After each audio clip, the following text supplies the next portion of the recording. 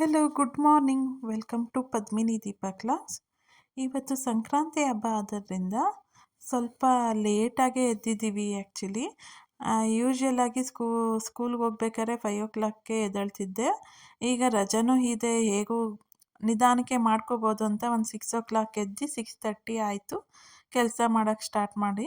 So ಎದ್ದು ಬೇಗ ಮನೆ ಒರೆಸ್ಬಿಡೋಣ ಅಂತ ಫಸ್ಟು ಅದೇ ತಾನೇ ಮಾಡಬೇಕು. ಮನೆ ಒರೆಸಿ ಆಮೇಲೆ ನೈಟ್ ತೊಳೆದಿರೋ ಪಾತ್ರೆಗಳನ್ನೆಲ್ಲ ಎತ್ತಿ ಜೋಡಿಸಿ ನೈಟ್ ತೊಳೆದು ಇಟ್ಟಿದ್ದರೆ ಬೆಳಗ್ಗೆ ಅಷ್ಟರೊಳಗೆಲ್ಲ ನೀರು ಸೋರಿರುತ್ತೆ, ಆಗ ಎತ್ತಿಟ್ಕೊಳ್ಳೋಕ್ಕೂ ಸರಿ ಹೋಗುತ್ತೆ. ಎಲ್ಲ ನೀಟಾಗಿ ಕಿಚನ್ನೆಲ್ಲ ಕ್ಲೀನ್ ಮಾಡಿಬಿಟ್ಟು ಅಡುಗೆ ಮಾಡೋಕ್ಕೆ ಅಥವಾ ನಾಷ್ಟ ಮಾಡೋದಕ್ಕೆ ಫಸ್ಟು ಕ್ಲೀನಾಗಿರಲಿ ಅಂತ ಪಾತ್ರೆ ಎಲ್ಲ ಜೋಡಿಸ್ಬಿಟ್ಟು ಕ್ಲೀನ್ ಮಾಡ್ಕೊಬಿಡ್ತೀನಿ. ಕಿಚನ್ ಕ್ಲೀನಾಗಿದ್ದರೆ ಸ್ವಲ್ಪ ಇಂಟ್ರೆಸ್ಟಾಗಿರುತ್ತೆ ಅಡುಗೆ ಮಾಡೋದಕ್ಕೆ. ಸೊ ನಾನು ಫಸ್ಟು ಕಿಚನ್ ಕ್ಲೀನ್ ಮಾಡಿಕೊಂಡು ಆಮೇಲೆ ಟಿಫನ್ಗೆ ಬೇಕಾಗಿರೋ ತರಕಾರಿ ಆಗಲಿ ಕಟ್ ಮಾಡ್ಕೊಳ್ಳೋದು. ಅಲ್ಲಿ ತನಕ ನಾನು ಹೆಚ್ಚಿಟ್ಕೊಳ್ಳೋದಾಗಲಿ ಏನಾರು ಒಗ್ಗರಣೆ ಹಾಕೊಳ್ಳೋದಾಗಲಿ ಏನೂ ಮಾಡಲ್ಲ. ಫಸ್ಟು ಕಿಚನ್ ಕ್ಲೀನ್ ಮಾಡಿಕೊಂಡು ಆಮೇಲೆ ನಾನು ಮಾಡೋದು. ಸೊ ಈಗ ನೀಟಾಗಾಗಿದೆ. ನಾಷ್ಟಕ್ಕೆ ಉಪ್ಪಿಟ್ಟು ಮಾಡೋದ್ರಿಂದ ಈಗಲೇ ಬೇಗ ಏನು ಹೆಚ್ಚಿಟ್ಕೊಳ್ಳೋದು ಬೇಡ ಅಂದ್ಬಿಟ್ಟು ಇಷ್ಟು ಕೆಲಸ ಆದಮೇಲೆ ನನ್ನ ಕೆಲಸ ಏನಂದರೆ ಬಿಸಿನೀರು ಕಾಯಿಸ್ಕೊಂಡು 2 ಗ್ಲಾಸ್ ಹಾಮ್ ವಾಟರು ಕುಡಿದ್ಬಿಟ್ಟು ನಾನು ನೆಕ್ಸ್ಟು ಕೆಲ್ಸಕ್ಕೆ ಹೋಗೋದು. ಸೊ ಆಮೇಲೆ ಸಂಕ್ರಾಂತಿ ಹಬ್ಬಕ್ಕೆ ರಂಗೋಲೆ ಬಿಡೋಣ ಅಂತ ಬಿಡ್ತಾ ಇದ್ದೀನಿ. ಇನ್ನೇನು ಬಿಡಬೇಕು? ಪೊಂಗಲ್ದು ಕಬ್ಬು, ದೀಪ, ತೋರಣ, ಭತ್ತದ ತೆನೆ, ಸೂರ್ಯಮಂಡಲ ಚೇಂಜ್ ಆಗೋದು, ಗಾಳಿಪಟ. ಎತ್ತು ಬರೀ ವಂಶಕ್ಕೆ ಹಾರಿಸು ಗಾಳಿಪಟನ. ಎತ್ತು ಬರೀ ಎತ್ತು ಹಾಂ ಎತ್ತು ಏನ ಎತ್ತು ಬರೀ ಸಂಜೆ ಕಿಚಾಯಿಸೋದು. ಬರೀರಿ ನೀವೇ, ಈಗ ಟೈಮ್ ಆಯ್ತು. ನೆಕ್ಸ್ಟ್ ಸ್ನಾನ ಮಾಡ್ಕೊಬಂದು ದೇವ್ರಿಗೆ ಪೂಜೆಗೆ ರೆಡಿ ಮಾಡಿಕೊಂಡೆ. ಸೊ ಅತ್ತೆನೂ ನೈವೇದ್ಯಕ್ಕೆ ಪೊಂಗಲ್ ಬೆಳಗ್ಗೆ ಮಣ್ಣೆ ಮಾಡಿಬಿಟ್ರು ನಾಷ್ಟ ಟೈಮ್ಗೆ. ಪೂಜೆಗೆ ಇಟ್ಬಿಟ್ಟು ಪೂಜೆ ಮಾಡೋಣ ಅಂತ. ಸೊ ಎಲ್ಲ ವಂಶಿಗೂ ಕೂಡ ರೆಡಿಯಾಗಿ ಬಂದ. ಅವನಿಗೆ ಮಾತ್ರ ಹಬ್ಬಗಳಲ್ಲಿ ಹೊಸ ಡ್ರೆಸ್ ಅಂತೂ ಮಿಸ್ ಮಾಡೋದಿಲ್ಲ. ತುಂಬ ಚೆನ್ನಾಗಿ ಕಾಣ್ತಿದ್ದ ಈ ಡ್ರೆಸ್ಸಲ್ಲಿ. ಕ್ಯಾಮ್ರಾ ಮುಂದೆ ಹೆಂಗೆ ಕಾಣ್ತಿದ್ದಾನೋ ನನಗಂತೂ ಗೊತ್ತಿಲ್ಲ, ತುಂಬ ಕ್ಯೂಟಾಗಿ ಕಾಣ್ತಿದ್ದ ಈ ಡ್ರೆಸ್ಸಲ್ಲಿ ಮಾತ್ರ.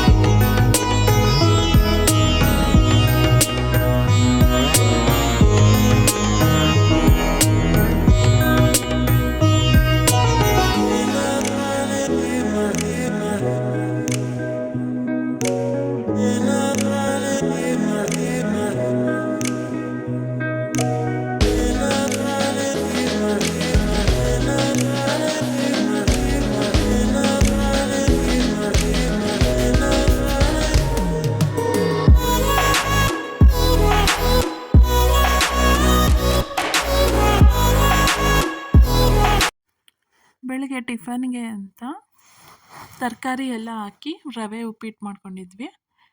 ಸೊ ಅದನ್ನು ತಿಂದ್ಕೊಂಡು ಆಮೇಲೆ ನೆಕ್ಸ್ಟು ಅಡುಗೆಗೆ ಸ್ಟಾರ್ಟ್ ಮಾಡೋಣ ಅಂದ್ಕೊಂಡ್ವಿ. ನಮ್ಮ ಹಿಂದೂ ಸಂಸ್ಕೃತಿಲಂತೂ ಒಂದೊಂದು ಹಬ್ಬದಲ್ಲೂ ಒಂದೊಂದು ಥರ ಅಡುಗೆ, ಒಂದೊಂದು ಥರ ವಿಶೇಷ. ಸಂಕ್ರಾಂತಿ ಹಬ್ಬ ಅಂದರೆ ಸುಗ್ಗಿ ಹಬ್ಬ. ಇದಕ್ಕೆ ಸಿಹಿ ಪೊಂಗಲ್, ಖಾರ ಪೊಂಗಲ್ಲು, ಎಳ್ಳು ಬೆಲ್ಲ ಹಂಚೋದು, ಎಲ್ಲ ಥರ ತರಕಾರಿನೂ ಹಾಕಿ ಕೂಟ್ ಮಾಡೋದು ಇದರ ವಿಶೇಷ. ಸೊ ಇಲ್ಲಿ ಒಂಥರ ಪೊಂಗಲ್ಲು. ನನಗೆ ನಮ್ಮ ಮಮ್ಮಿ ಮಾಡಿರೋ ಪೊಂಗಲ್ ನೆನಪಾಗ್ತಿತ್ತು. ನಮ್ಮ ಮಮ್ಮಿನೇ ಡಿಫ್ರೆಂಟಾಗಿ ಮಾಡೋದು ಪೊಂಗಲ್ಲು. ಸೊ ಅವರು ಅವರು ಹಬ್ಬಕ್ಕೆ ಕರೆದಿದ್ರು ಬಾ ಅಂತ, ನಾನೇ ಹೋಗಲಿಲ್ಲ. ಒಂದು ದಿನಕ್ಕೆ ಹೋಗಿ ಪುನಃ ರಿಟರ್ನ್ ಬೇಗ ಬರಬೇಕಾಗುತ್ತೆ ಅಂತ ನಾನೇ ಹೋಗಲಿಲ್ಲ. ಸೊ ಶ್ರೀರಂಗಪಟ್ಟಣದಲ್ಲಿ ಮಕರ ಸಂಕ್ರಾಂತಿ ಅಂದರೆ ಲಕ್ಷ ದೀಪೋತ್ಸವನೇ ತುಂಬ ಫೇಮಸ್ಸು. ನಾವಂತೂ ಸಂಕ್ರಾಂತಿ ಹಬ್ಬ ಬಂದಿಂದ ಊಟ ಮಾಡಿಕೊಂಡು ಬೇಗನೆ ಸಂಜೆ ರೆಡಿಯಾಗಿ ಎಲ್ಲರ ಮನೆಗೂ ಎಳ್ಳು ಬೆಲ್ಲ ಕೊಟ್ಬಿಟ್ಟು ಬೇಗ ರಂಗನಾಥ ಸ್ವಾಮಿ ದೇವಸ್ಥಾನದ ಹತ್ರ ಹೋಗಿ ಎಲ್ಲ ದೀಪಗಳನ್ನ ಹಚ್ಚುತ್ತಿದ್ವಿ. ಬನ್ನಿ ದೀಪ, ಈ ಕಡೆ ಇಟ್ಕೊಂಡು ಬನ್ನಿ, ಈ ಕಡೆ ಬನ್ನಿ ದೀಪಕ್, ಈ ಕಡೆ ಕರ್ಕೊಂಡು ತೋರಿಸಿ. ಅದು ಎಷ್ಟು ಇದ್ರಲ್ಲಿ ಹೋಗೈತೆ ನೋಡಿ.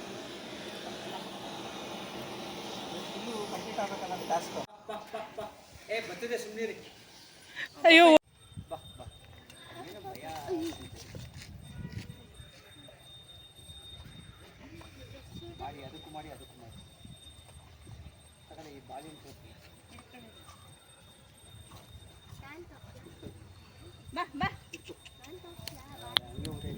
ಅದು ಯಾಕೋ ಭಯ ಪಟ್ಕೊಬಿಡ್ತು. ಇದು ತಲೆ ಮೇಲೆ ಹಾಕಿ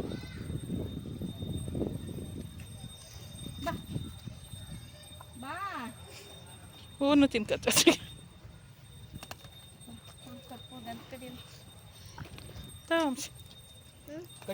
ಇಟ್ಕೊಳ್ತೀನಿ. ಇಲ್ಲೇ ಇಟ್ಟಿದ್ದೀನಿ ಮಾವ. ಪೊಂಗಲೆಲ್ಲ ಆಗ್ತಾ ಅಲ್ಲೇ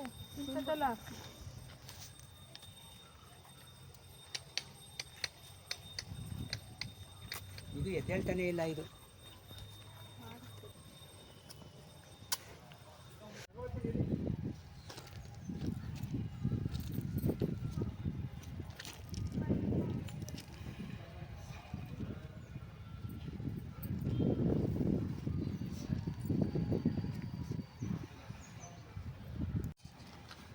ಅಲ್ಲೋಗಿ ಮಾಡು.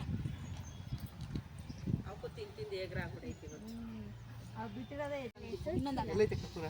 ಕೊಡು ಕರ್ಪೂರ.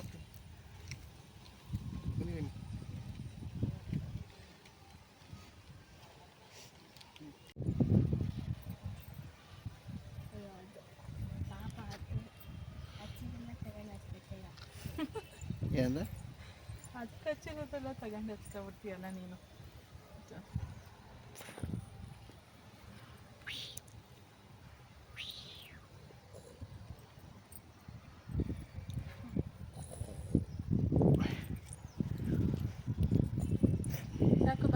ಮಧ್ಯಾಹ್ನಕ್ಕೆ ಎಲ್ಲ ತರಕಾರಿ ಹಾಕಿ ತರಕಾರಿ ಕೂಟ್ ಮಾಡುತ್ತಾ ಇದ್ವಿ.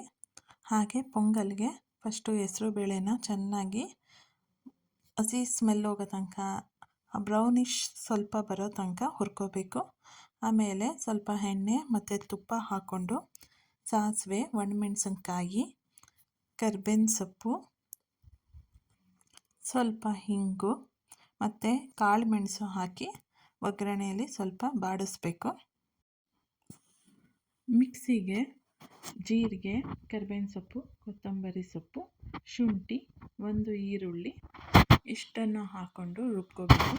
ರುಬ್ಬಿದ್ಮೇಲೆ ಆ ಮಸಾಲೆನ ಒಗ್ಗರಣೆಗೆ ಹಾಕ್ಕೊಂಡು ಚೆನ್ನಾಗಿ ಬಾಡಿಸ್ಬೇಕು. ಅವರೆಕಾಳು ಸೀಸನ್ ಇದ್ದರೆ ಅವರೆಕಾಳು ಹಾಕ್ಕೋಬೋದು. ಆಮೇಲೆ ಸ್ವಲ್ಪ ಅರಿಶಿನ ಹಾಕಿ ಚೆನ್ನಾಗಿ ಒಗ್ಗರಣೆಯಲ್ಲಿ ಬೇಯಿಸಬೇಕು. ಬೆಂದ ನಂತರ ಅದಕ್ಕೆ ನಾವು ಏನು ಹೆಸರುಬೇಳೆ ಹುರ್ಕೊಂಡಿದ್ದೀವಿ ಅದು ಮತ್ತು ಅಕ್ಕಿನ ಒಂದು ಕಡೆ ನೀರಲ್ಲಿ ನೆನೆಸ್ಕೊಂಡಿರಬೇಕು.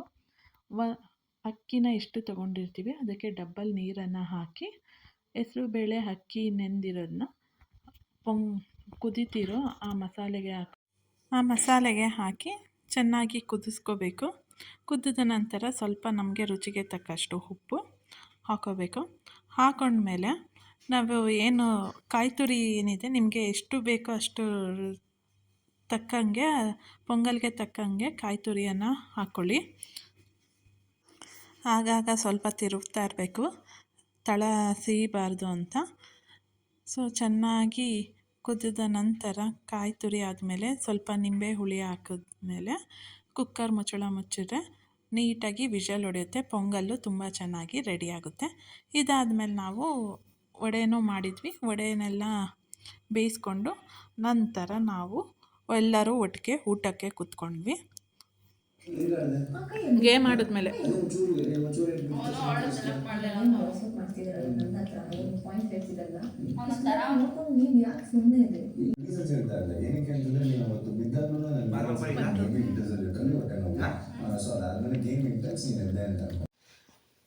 ಸೊ ಗೈಸ್, ಮಧ್ಯಾಹ್ನ ಊಟ ಮಾಡಿ ಈಗ ಸ್ವಲ್ಪ ಹೊತ್ತು ರೆಸ್ಟ್ ಮಾಡಿದ್ವಿ. ನನಗೂ ಸ್ವಲ್ಪ ವರ್ಕ್ ಇತ್ತು, ನಾನು ಮಾಡ್ಕೊಳ್ತಾ ಇದ್ದೆ.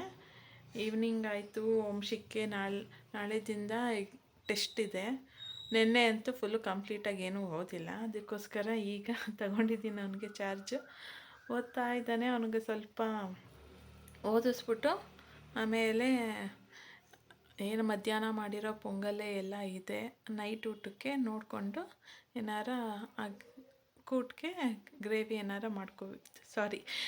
ಕೂಟ್ಗೆ ಚಪಾತಿ ಅಥವಾ ರೊಟ್ಟಿನ ಏನಾರ ಹಾಕೋಬೇಕು. ಎಲ್ಲ ಉಳಿದಿದೆ ಪೊಂಗಲ್ಲು, ಅದೇ ಆಗುತ್ತೆ ಅಂದ್ಕೊಂಡಿದ್ದೀನಿ, ನೋಡಬೇಕು. ಸೊ ನಾವು ಕಾಫಿ ಟೀ ಏನೂ ಕುಡಿಲಿಲ್ಲ. ಎದ್ದ ತಕ್ಷಣ ಒಂದು ಲೋಟ ಬಿಸಿನೀರಲ್ಲ ಚಿನಿ, ಬಿಸಿನೀರು ಕುಡ್ಕೊಂಡು ಬಂದು ಕೂತ್ಕೊಂಡು ಅವನಿಗೆ ಓದಿಸ್ತಾ ಇದ್ದೀನಿ. ಓದ್ತಾ ಇದ್ದಾನೆ.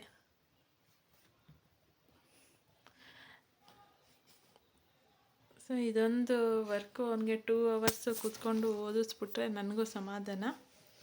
ಅವನು ಕಲ್ತಂಗೆ ಆಗುತ್ತೆ. ಇಲ್ದರೆ ನಾವು ಮಕ್ಕಳಿಗೆ ನಾವು ಓದಿಸ್ಲಿಲ್ಲ ಅಂದರೆ ಅವರು ಏನು ಬುಕ್ಕೇ ಮುಟ್ಟಲ್ಲ. ಕೆಲವೊಂದು ಮಕ್ಕಳಿಗೆ ಜವಾಬ್ದಾರಿ ಇರುತ್ತೆ, ಕೆಲವು ಮಕ್ಕಳು ಹುಡುಗಾಟ.